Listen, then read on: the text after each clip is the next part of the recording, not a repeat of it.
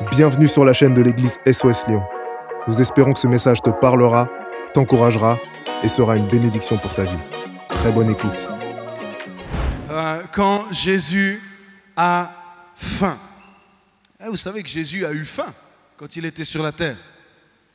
Il était 100% Dieu, mais il était aussi 100% homme.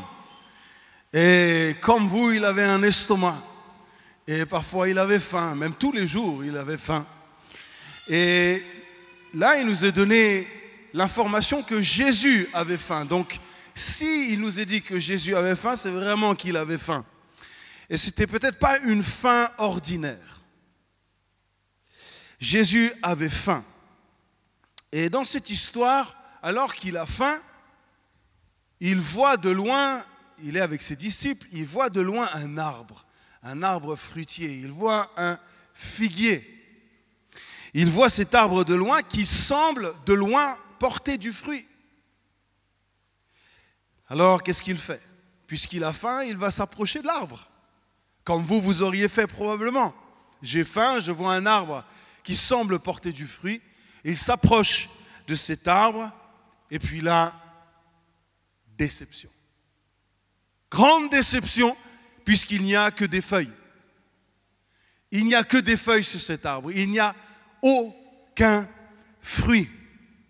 Alors, quand cette histoire nous est donnée dans l'évangile de Matthieu et l'évangile de Marc, ce qu'il faut savoir, c'est que nous sommes au mois de mars. Et la saison des fruits pour le figuier n'est pas le mois de mars, c'est le mois d'avril. Alors, on pourrait dire, c'est normal. Comment ça, Jésus n'a pas compris que ce n'était pas la bonne saison ou qu'est-ce qui se passe? Non, effectivement, la saison pour récolter les fruits du figuier est au courant du mois de mai, vers presque même la fin mai. Mais, au mois de mars, il est censé y avoir des petits bourgeons qui arrivent sur cet arbre. Et ces petits bourgeons étaient comme des fausses figues, comestibles. On pouvait manger ces petits bourgeons-là. C'est pour ça que Jésus, quand il vient, il ne s'attend pas à ce qu'il y ait des figues réellement, mais il s'attend à voir des petits bourgeons. Et là, il s'aperçoit qu'il n'y a pas de petits bourgeons.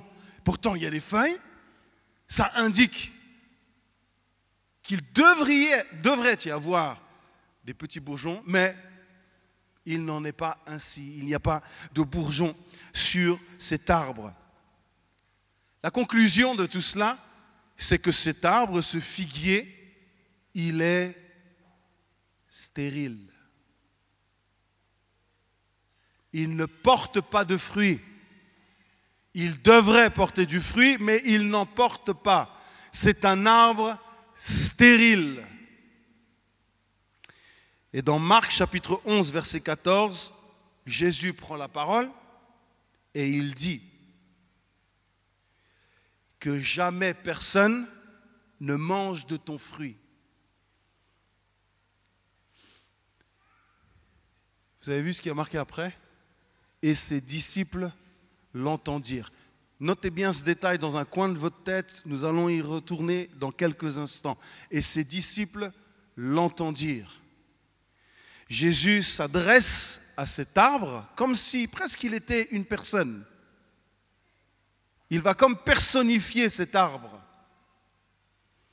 On pourrait se dire, Jésus quand même, est-ce que ta faim ne t'a pas fait perdre un petit peu le contrôle de la situation? Est-ce que tu n'es pas allé un peu trop dur avec cet arbre finalement? Il n'y avait pas de fruits, ok. Mais comme je vous l'ai dit, si l'Évangile note que Jésus a faim, c'est que c'est une faim peut-être différente de notre faim aussi actuelle et justement juste humaine. Et on va voir cela ensemble. On pourrait dire là, Jésus, la faim a pris le dessus, tu perds le contrôle, Jésus. Ça arrive à quelques-uns que quand la faim vient, vous perdiez un peu le contrôle, vous aussi?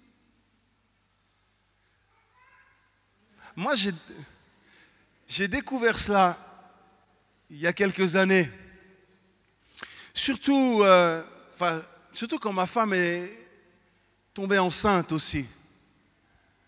Déjà de base, quand elle a faim, c'est quelque chose. Mais quand elle est enceinte et qu'elle a faim, c'est peut-être une des premières fois dans ma vie où je me suis senti menacé de mort. Il faut trouver à manger rapidement. Ma vie en dépend. Rapidement, j'ai faim. Et là, on pourrait dire, mais Jésus, est-ce que là, tu n'es pas allé un peu trop fort quand même avec ce figuier? Il va le personnifier et condamner, ce figuier. Pourquoi? Parce qu'il ne fournissait pas ce que son apparence promettait. Il n'a pas fourni ce que son apparence promettait. Son apparence trompeuse faisait espérer quoi? Une grande productivité. Je vais pouvoir aller me nourrir. Mais rien du tout. Il n'y avait rien de bon, rien de comestible sur cet arbre. Il n'a rien offert à Jésus ni à personne. Rien. Comme je vous l'ai dit, cette faim-là n'est pas simplement une faim humaine. Laissez-moi vous expliquer ce qui se passe. Quand Jésus s'adresse à ce figuier, il s'adresse à la nation d'Israël. Il s'adresse et il donne un message prophétique à la nation d'Israël. Je ne vais pas m'étaler là-dessus, mais je veux juste que vous compreniez que la faim de Jésus n'est pas juste une faim humaine et charnelle à ce moment-là. Et j'aimerais que nous puissions aller voir un peu plus loin qu'une simple faim charnelle et que nous allions au cœur de ce message, au cœur du message que Jésus laisse à ce moment-là. En prophétisant sur ce figuier, il est en train de prophétiser sur Israël ce qui va se passer 70 ans plus tard, quand la ville de Jérusalem va être totalement rasée par le général romain Titus. Et Jérusalem va être complètement détruite. Ce figuier prometteur est finalement stérile. Stérile. Et il symbolise quoi? Il symbolise à ce moment-là l'état pitoyable, lamentable d'Israël, de la nation, de la maison d'Israël, malgré son impressionnante apparence extérieure. Avec une religion qui en met plein les yeux, avec des règles que tout le monde semble suivre, ou vouloir suivre, ou prétend suivre, mais il n'en est rien. Et c'est exactement ce que le prophète Ésaïe va souligner dans Ésaïe 29, verset 13. « Ce peuple se tourne vers moi, mais ce n'est qu'en parole. » Est-ce que vous êtes avec moi cet après-midi? Ce peuple se tourne vers moi, mais ce n'est qu'en parole, et il me rend hommage, mais c'est au bout des lèvres.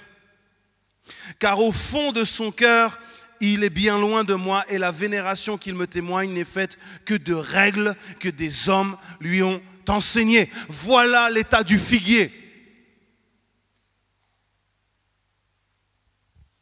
Voilà l'état de la maison d'Israël, du peuple d'Israël.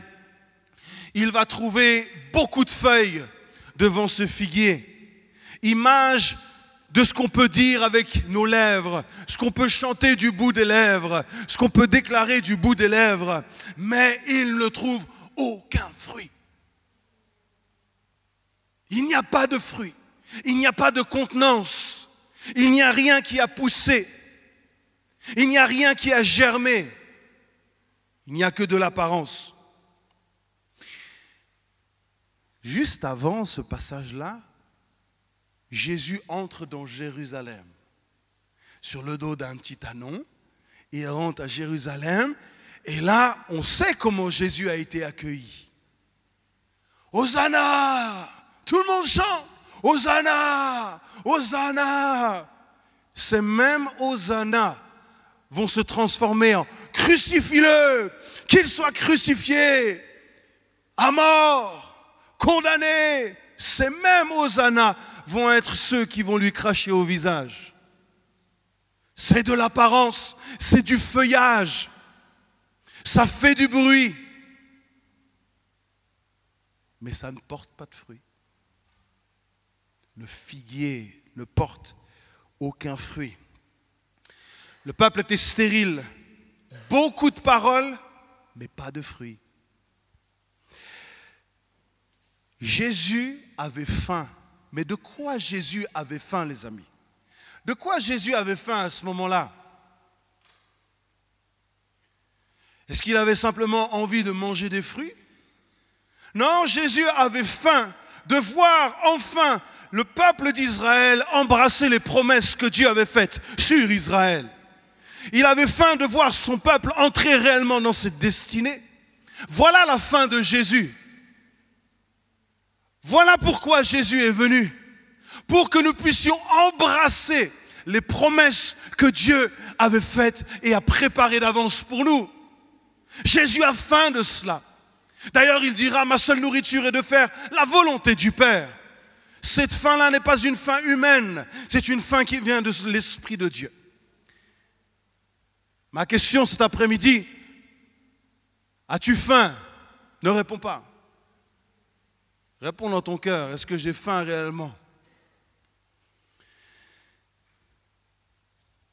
Il voulait voir ce peuple embrassé, pas simplement du bout des lèvres, mais avec une foi sincère et authentique. Et Jésus a faim aujourd'hui, encore aujourd'hui, c'est pour ça qu'il est assis à la droite du Père et qu'il n'est pas les bras croisés, mais il nous dit, il intercède pour nous, il prie pour nous, il intercède jour et nuit pour nous. Pourquoi? Pour que nous puissions nous aussi embrasser les promesses que le Père a écrites pour chacun d'entre nous. Et il intercède en notre faveur.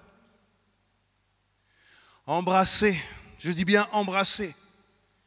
Voyez cet arbre, il ne l'a pas juste salué de loin, il est venu au plus près de l'arbre, comme pour embrasser cet arbre, pour voir est-ce que je vais pouvoir manger du fruit. Quand vous mangez une pomme, vous embrassez la pomme. Vous ne mangez pas une pomme à distance. Vous pouvez essayer, mais ça ne va pas satisfaire votre esprit. Et nous satisfaisons parfois de manger les choses à distance, de vivre les promesses de Dieu à distance.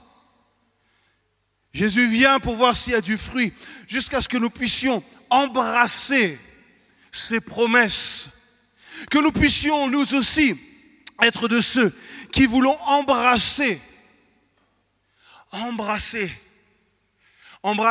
je crois que c'est le moment où tu es le plus près d'une personne, quand tu l'embrasses, au plus près de lui. D'ailleurs, littéralement, embrasser, vous savez ce que cela veut dire? Écoutez bien la signification du mot embrasser. Embrasser veut dire démarrer un feu.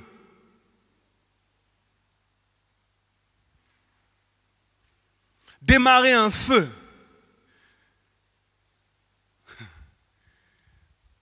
Nous qui sommes mariés, nous savons les choses.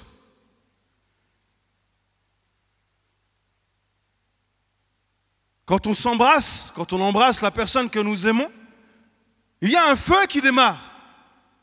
Faites pas les timides maintenant, faites pas comme si vous ne saviez pas.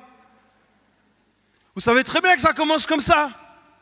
Il y a un feu, il y a quelque chose qui commence à nous brûler. Pourquoi? Parce que c'est intime.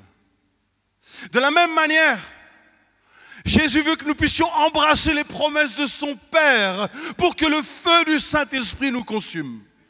Pour que la présence de Dieu nous consume, pour que nous puissions enfin vivre la réalité de ses promesses, non de loin en saluant l'arbre, mais en mangeant de ce fruit.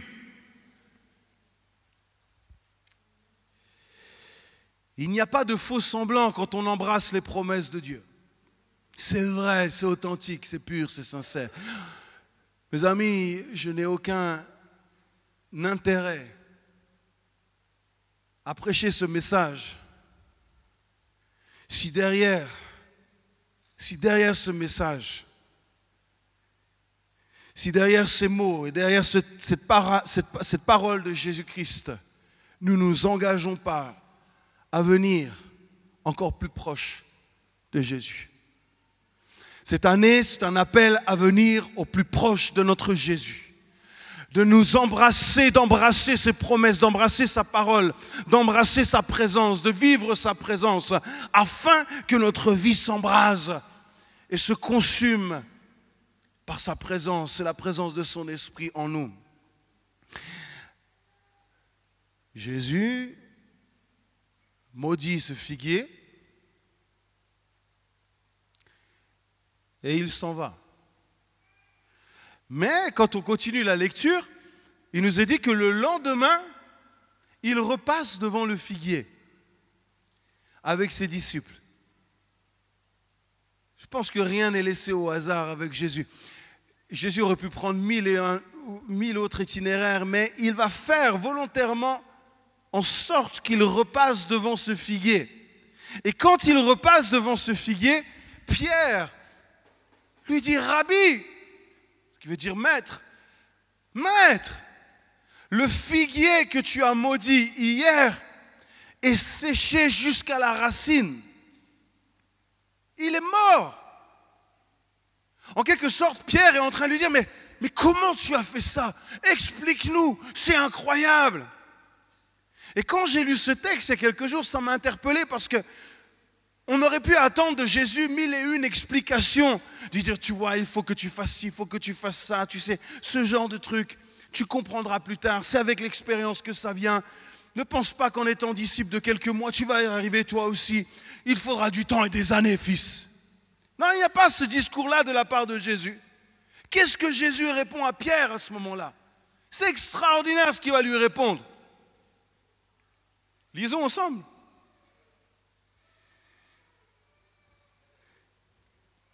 Ayez foi en Dieu.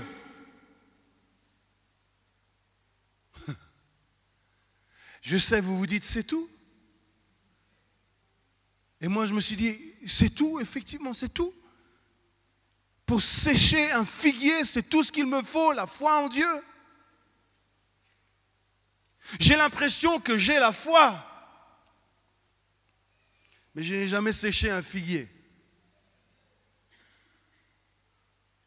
Jésus dit, aie foi en Dieu, en quelque sorte.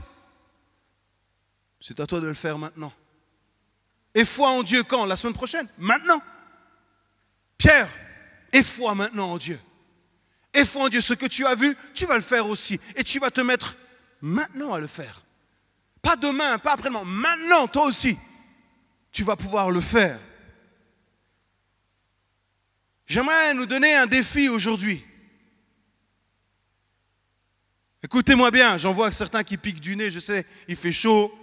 Je ne vais pas vous reprendre de là-haut parce que ce ne se ferait pas. Mais si vous voyez que vous commencez à piquer un peu du nez comme ça, vous pouvez vous lever. Juste le temps de vous dégourdir un petit peu comme ça. Ça ne me dérangera pas. Je préfère que vous soyez debout qu'endormi.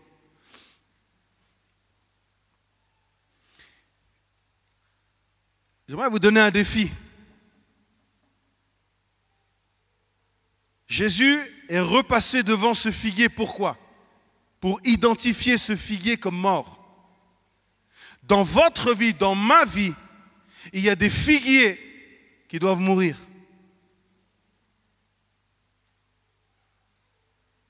Mais pour les faire mourir, il faut les identifier. Qui va les faire mourir? Le pasteur? Le prophète de passage? Celui avec qui je prie au bout du téléphone? Non, tu vas sécher le figuier. Tu vas sécher. Pourquoi? Parce que tu as la foi en Dieu. Et si tu n'as pas encore suffisamment de foi, c'est un mensonge. Tu as la foi. C'est juste qu'il faut l'exercer. Il faut commencer à proclamer. C'est pour ça que les disciples ont entendu Jésus. Ils l'ont entendu exercer son autorité, exercer la puissance de Dieu par la parole. Les disciples l'entendirent et ils ont entendu et ils ont vu. Mon ami, il y a des figuiers qui doivent sécher dans notre vie et dans ma vie. Il y a des choses que Dieu veut que moi, je condamne dans ma vie. Que je prenne autorité dans ma vie. Comment? En proclamant la parole de Dieu avec foi et assurance. Tout ce que vous demanderez en mon nom, croyez que vous l'avez reçu. C'est ce que Dieu veut faire dans notre vie. Aie foi en Dieu. Jésus l'a dit à Pierre et je nous le redis à nous. Ayons foi en Dieu. Rien n'est plus puissant, n'est plus tranchant que la parole de Dieu. Capable de sécher un figuier jusqu'à la racine en 24 heures. J'aimerais vous dire quelque chose. Si aujourd'hui vous identifiez des figuiers, écoutez bien cela. Et ne prenez pas à la légère ce que je dis maintenant. Si vous identifiez des figuiers, c'est-à-dire des arbres qui d'apparence peuvent être bons, mais vous savez au fond de vous que ce sont des arbres qui ne produisent aucun fruit. Peut-être même des arbres qui vous font perdre du temps, des arbres de séduction, des arbres qui emmènent la jalousie, des arbres qui emmènent toutes sortes d'addictions. Vous savez identifier ces choses-là. Mais j'aimerais vous dire une chose. Si vous croyez en Dieu aujourd'hui, que vous identifiez ces arbres et que vous parlez à ces arbres, et qu'au nom de Jésus, vous demandez qu'ils soient séchés maintenant, dans les 24 heures qui suivent, votre vie va changer. Dans les 24 heures qui suivent, cet arbre peut sécher dans le nom de Jésus. Peut-être l'addiction à la drogue, à la cigarette, au sexe, à la pornographie, à l'adultère ou que sais-je, peu importe, c'est à toi de l'identifier et prendre autorité dans le nom de Jésus et dire ce figuier maintenant est mort dans le nom de Jésus. Aujourd'hui je suis libre, je n'ai plus aucun lien dans ma vie. Je suis libre de marcher avec Jésus. Et foi en Dieu, mon ami. Ne sois pas dépendant de quelqu'un. Ne sois pas dépendant de qui que ce soit. Tu as Dieu avec toi. Il est avec toi, il est pour toi. Tu as le Saint-Esprit avec toi. Sèche ton figuier. Sois mature. C'est ce que Dieu est en train de dire à ses disciples. Soyez matures. Faites le travail vous-même maintenant. Vous me voyez faire, faites-le vous-même maintenant. Faisons sécher tout ce qui, dans notre vie, ne satisfait pas le cœur de Dieu. Et là, il y a du boulot, non? Il y a du boulot dans nos vies. C'est pour ça que Jésus dit, aie foi en Dieu pour toi. C'est pour toi d'abord. Occupe-toi de ta vie, de faire sécher ces figuiers qui ne portent aucun fruit. Fais-le rapidement. Proverbe 6, verset 16. Si toutefois, vous n'avez pas encore pu identifier certains figuiers, j'aimerais vous donner quelques petites directions. Il y a 6 choses que le Seigneur déteste et ne supporte absolument pas. Voilà, on ne peut pas se tromper. Il déteste, il ne supporte pas. Le regard orgueilleux. Le regard hautain, c'est-à-dire celui qui prend les autres de haut avec son regard. La bouche qui trompe. Les mains qui font couler le sang innocent. L'esprit, notre être intérieur, qui projette l'injustice. Les pieds qui courent faire le mal. Le faux témoin qui débite des mensonges. Ça, c'est la langue. Mais il y a aussi une 7e, celui qui sème la discorde entre frères et sœurs. Prenons déjà juste ces 7 points-là et examinons nos cœurs. Vous avez remarqué qu'il cite un petit peu tous les membres actifs de notre corps et de notre esprit et de notre âme. La bouche, les mains, les pieds, notre cœur, notre esprit, tout y est, absolument tout y est. Et ce que j'aimerais nous dire aujourd'hui, c'est qu'il y a forcément des figuiers à faire sécher, soit dans notre corps, soit dans notre esprit, soit dans notre âme. Il y a des choses qui doivent sécher. Parce que la réalité, c'est que si tout était sec, vous seriez embrasé comme une forêt de bois sec. Parce que rien n'est plus combustible que le bois sec. Quand la forêt est sèche, il suffit d'une allumette pour que tout brûle. On le voit encore cet été, il suffit d'une allumette pour qu'un véritable ravage et carnage se fasse dans nos forêts. Mon ami, plus tu es sec, plus les figuiers de ta vie sont secs, plus le feu de Christ va t'embraser. Sèche le figuier et Saint-Esprit viendra t'embraser. Sèche le figuier et Saint-Esprit transformera ta vie de l'intérieur jusqu'à l'extérieur. Sèche le figuier, mon ami. Utilise cette parole. Arrête de te plaindre. Parle. Jésus dira même, parle à cette montagne, c'est ce qu'il dira juste à la suite. Si tu dis à cette montagne, déplace-toi et jette-toi dans la mer, qu'est-ce qu'elle se fera? Elle se déplacera. On sait très bien que ce n'est pas au sens littéral. Tu ne vas pas emmener le Mont Blanc du côté de l'Australie. Mais certainement, il y a des montagnes dans ta vie. Il y a des choses qui semblent impossibles à bouger. Peut-être de génération en génération. Peut-être des choses qui sont là de ta famille depuis longtemps. Au nom de Jésus, et foi, bouge ces montagnes. Et dis, moi aujourd'hui, chrétien, croyant en Jésus-Christ, je ne resterai pas derrière cette montagne. Je monterai au sommet de cette montagne. Je dominerai cette montagne. Et je passerai de l'autre côté. Amen. Et foi en Dieu. Oh mon ami, cette année, si nous nous mettons en route, si chacun commence à exercer cette foi, cette petite foi comme un grain de moutarde, commence à l'activer, commence à sécher des figuiers, à déplacer des montagnes, notre église n'aura plus jamais le même visage. Elle n'aura plus du tout le même visage. Il n'y aura que des gens embrasés par la puissance du nom de notre Seigneur et Sauveur Jésus-Christ. J'aimerais te dire, il faut que tu apprennes à prêcher à ton âme, à ton corps et à ton esprit. Arrête d'attendre que quelqu'un prêche pour toi. Prêche pour toi-même. Prêche pour ta vie. Proclame la parole de Dieu. Sois un bon prédicateur pour toi-même. Nous devons apprendre à nous prêcher plutôt qu'à nous écouter parfois. Nous nous écoutons ici et ça, et nous écoutons les autres ici et ça. Prêchons la parole de Dieu sur nos vies avec autorité. Et nous verrons ce que Dieu est capable de faire. Ayez foi en Dieu. Pas de temps à perdre. 24 heures, boum, terminé. J'aime cette efficacité. Il n'y a pas de temps à perdre. Hop, on écarte tout ce qui pourrait nous empêcher de vivre pleinement la volonté de Dieu. Si ça ne porte pas de fruits maintenant, ça n'en portera pas non plus demain. Hop, hop, on enlève. On écarte ça de notre vie. Faisons le ménage, c'est la rentrée. C'est le temps de faire un ménage dans notre vie.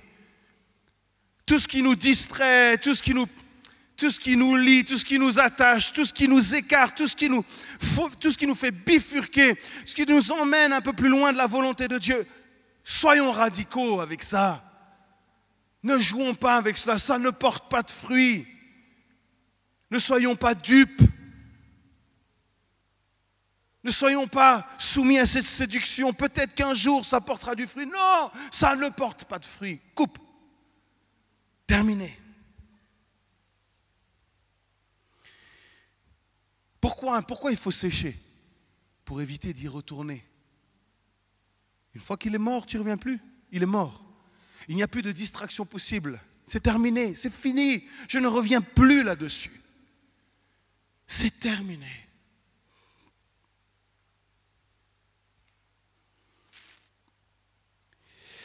Jésus nous dévoile que nous pouvons prendre autorité sur tous les figuiers qui ne portent pas de fruits dans notre vie. Et obtenir tout ce dont nous avons besoin, c'est la promesse qui est écrite ici.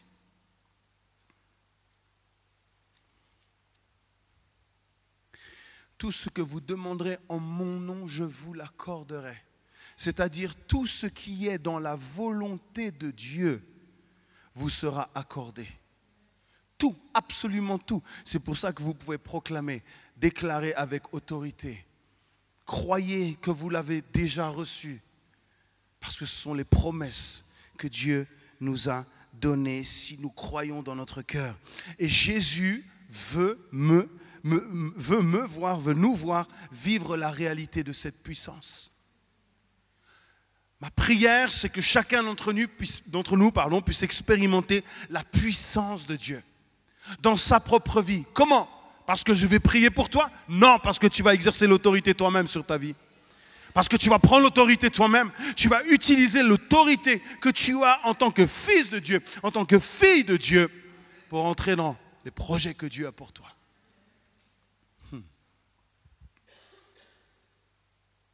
Tout le monde, écoutez bien, tout le monde a la possibilité de prier. Tout le monde.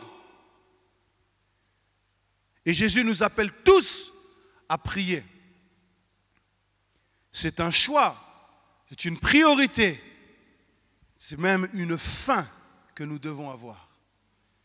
La fin de prier. La fin de voir l'œuvre de Dieu s'accomplir dans notre vie. Le désir ardent, brûlant, que Dieu fasse son œuvre dans notre vie. Prier avec foi selon la volonté de Dieu veut dire quoi? Libérer la puissance de Dieu dans notre vie. Oh, attends-toi cette année et dans les semaines, les jours qui viennent, dans les 24 heures qui viennent, à voir la puissance de Dieu se manifester dans ta vie. Comment? Si tu crois. Si tu crois en Dieu aujourd'hui, si tu sèches le figuier, tu prends autorité, dans les 24 heures qui viennent, ta vie ne sera plus la même. Ne sera plus la même. Si tu crois, tu verras la gloire de Dieu. Alors aujourd'hui, toi et moi, de quoi avons-nous faim? D'ailleurs, si toi et moi nous étions ce figuier aujourd'hui et que Jésus s'approchait de nous, aurait-il de quoi manger?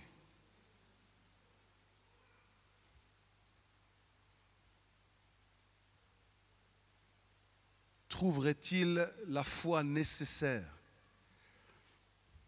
Trouverait-il un cœur vrai, authentique, sincère, qui aime, qui adore le Père? Est-ce qu'il trouverait un figuier fructueux ou stérile? Quel genre de figuier es-tu? Quel genre de figuier suis-je? De loin, il pourrait peut-être apercevoir des feuilles, mais en s'approchant véritablement. Vous savez, dans Matthieu 6, vous connaissez ce texte. Va, entre dans ta chambre, ferme la porte.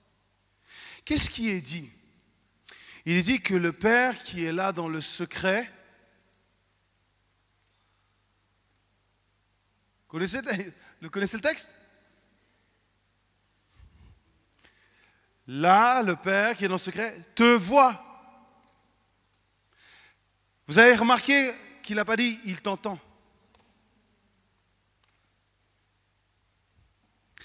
Parce qu'il voit ce que personne ne voit. On peut faire entendre des choses en public, mais Dieu te voit en privé. Il voit ce qu'il y a quand tu fermes la porte de ta chambre. Il voit ce qu'il y a quand tu fermes la porte de ton appartement et que tu es tout seul et qu'il n'y a plus besoin de prétendre d'avoir du feuillage. Il sait, il voit tout. Et cet après-midi, il te voit. Et il me voit. Il te regarde avec compassion, avec amour. Puisqu'il est déjà là, il nous est dit, il est déjà là dans la chambre et il nous attend. Il est déjà là, donc il ne t'a pas exclu, mais il t'attend. Pour un temps entre père et fils, ou père et fille, pour embrasser son enfant comme le fils prodigue, s'est jeté dans les bras de son père. La première chose que le père va lui faire, il l'embrassa. Il l'embrassa pour lui dire, tu es mon fils, tu es ma fille. Tu es à moi et je suis à toi.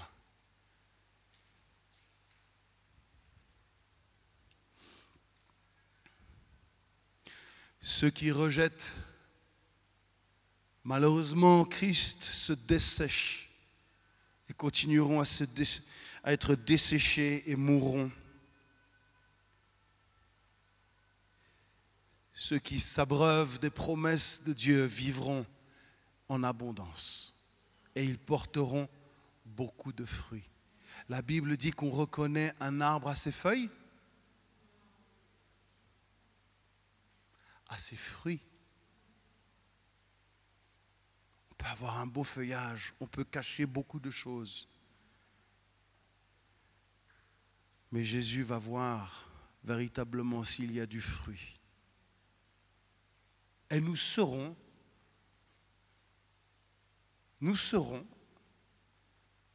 jugés sur les fruits que nous aurons portés.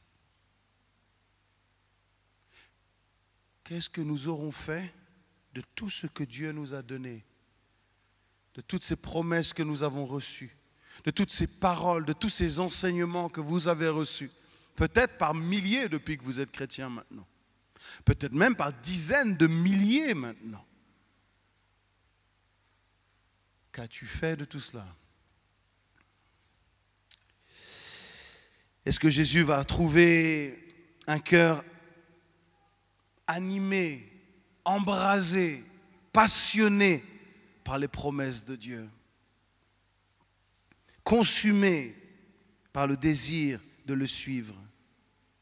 Avoir la foi dont Jésus parle a pour but, écoutez bien, et je vais terminer. Avoir la foi dont Jésus parle a pour but de faire de chacun d'entre nous aujourd'hui un arbre qui porte du fruit selon les promesses de notre Père Céleste. Une faim véritable. Et j'aimerais nous challenger aujourd'hui, Église, est-ce que véritablement il y a cette faim dans notre esprit, cette faim spirituelle comme Jésus a eu faim quand il a vu ce figuier? Il dit, mais j'attends ce jour où le peuple d'Israël va commencer à entrer pleinement dans les projets de Dieu. Est-ce que nous avons cette même faim aujourd'hui de plaire, de réjouir, de connaître le cœur de Dieu? Si tu n'as pas faim, c'est que tu es mort. Tant qu'il y a de la faim, il y a de l'espoir. Tant qu'il y a de la soif, il y a de l'espoir. Quelqu'un qui n'a plus faim, qui n'a plus soif, est mort.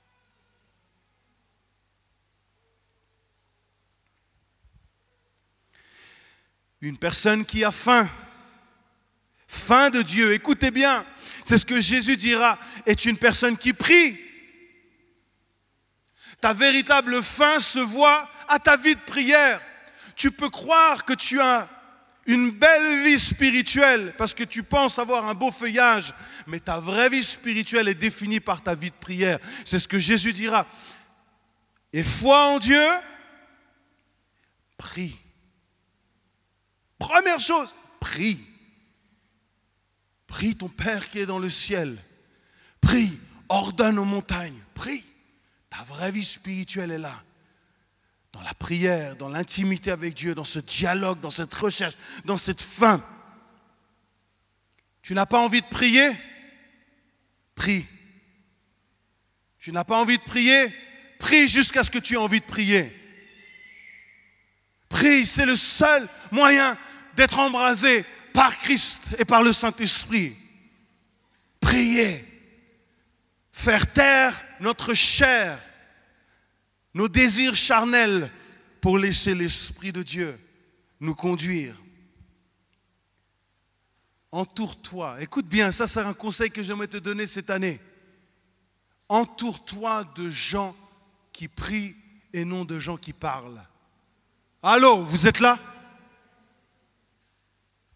Il y a beaucoup de gens, blablabla, blablabla, blablabla, blablabla, blablabla. Si les gens priaient autant qu'ils parleraient, le monde aurait changé 10 fois déjà. Entoure-toi de gens qui prient. Jésus a fait entendre aux disciples cette prière. Donc il a suscité l'intérêt. Donc ils ont vu que, et ils ont eu envie de prier comme Jésus. Pourquoi les disciples ont demandé à Jésus dans Matthieu 5, enseigne-nous à prier? Parce qu'ils l'avaient entendu prier. Enseigne-nous à prier. Peut-être même la prière du Notre Père, Jésus ne l'avait jamais priée. Peut-être il ne l'a même jamais prié lui-même. Mais il a enseigné aux disciples, vous devez prier comme cela. Entoure-toi de gens qui prient et pas simplement de gens qui parlent. Que les gens qui nous entourent puissent nous entendre davantage prier que râler. Allô? C'est ça la foi en Dieu. Ne soyons pas des chrétiens râleurs, mais des chrétiens prieurs. De ceux qui prient, qui changent les circonstances, qui changent les conditions, qui ouvrent de voies nouvelles. Nous ne sommes pas appelés à nous plaindre. D'ailleurs, se plaindre ne change rien. Jésus m'a dit, plaignez-vous, plaignez-vous, plaignez-vous et vous verrez la gloire de Dieu. Non, il n'a pas dit ça. Croyez, priez, ordonnez, parlez et vous verrez la gloire de Dieu. Croyez et vous verrez la gloire de Dieu. Mes amis, nous n'avons pas de temps à perdre avec ces figuiers qui parlent tout le temps mais qui n'agissent pas. Nous ne voulons pas juste être de ceux qui parlent, mais de ceux qui agissent, ceux qui libèrent la puissance de Dieu. Amen.